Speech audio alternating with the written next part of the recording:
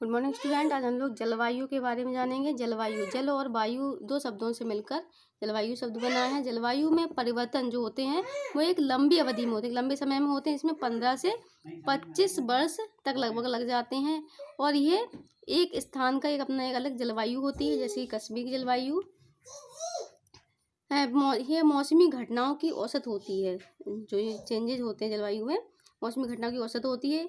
इसी से जलवायु विज्ञान की संरचना भी हुई है।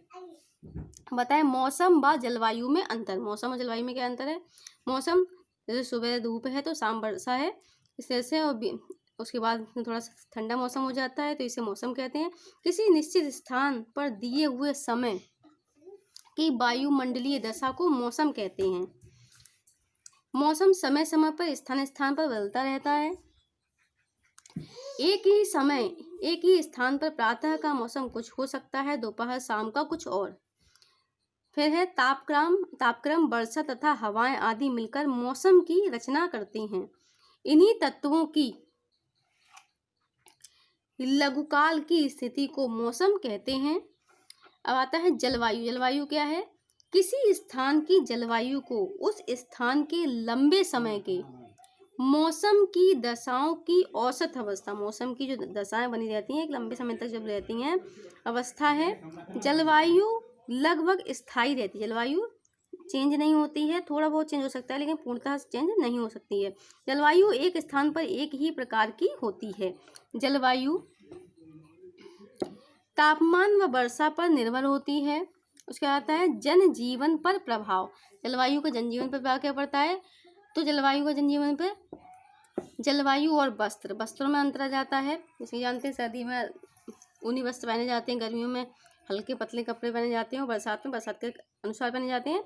ऐसे ही जलवायु और आवास। जलवायु जहाँ जिस जगह की जलवायु जैसी होती है वहाँ पर वैसे ही मकानों का निर्माण भी किया जाता है। जैसे ठंडे प्रदेशों में शीशे की खिड़कियाँ होती हैं। जहाँ ठंडे स्थान होते हैं वहाँ शीशे की खिड़कियाँ, किसी धूप अंदर आए तो अंदर थोड़ा ताप आए। और हिमाचल जहाँ पर बर्फ़ की पहाड़ियाँ होती हैं वहाँ पर इग्लू, जिसे टुंड्रा प्रदेश भी कहते हैं, इग्लू, एक्समा व एमूड के घर होते हैं जो बर्फ़ से बने होते हैं। इसमें सील मछली की चर्बी जलाई जाती है और बर्फ़ से ये बने होते हैं और कोई संसाधन ही नहीं है मकानों को बनाने के लिए। इसके बाद आती है जलवायु और प्राकृतिक वनस्पति। जलवायु डिपेंड करती है वहाँ की वनस्पति, वहाँ की फसल पर। अत्यधिक तापमान व भारी वर्षा के कारण एक और विषुवतीय प्रदेश में सदाबहार वनस्पति आती है।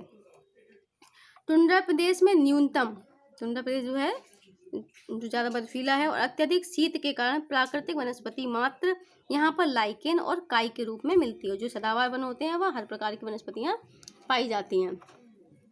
अब है जलवायु और आर्थिक विकास। जलवायु से ही आर्थिक विकास भी जुड़ा हुआ रहता है। टुंड्रा प्रदेश के लोग पिछड़े हैं इसलिए क्योंकि वहाँ कोई खेती नहीं हो सकती, कोई उद्योग नहीं हो सकता है, आने जाने के साधन नहीं है। घास के मैदान में पशुपालन होता है। जहाँ घास के मैदान होते हैं वहाँ पशुपालन आसानी से हो सकता है। वह कृषि कार्य भी बहुत अच्छे से होता है। शीतोष्ण कटिबंध में स्वास्थ्य अच्छा होता है।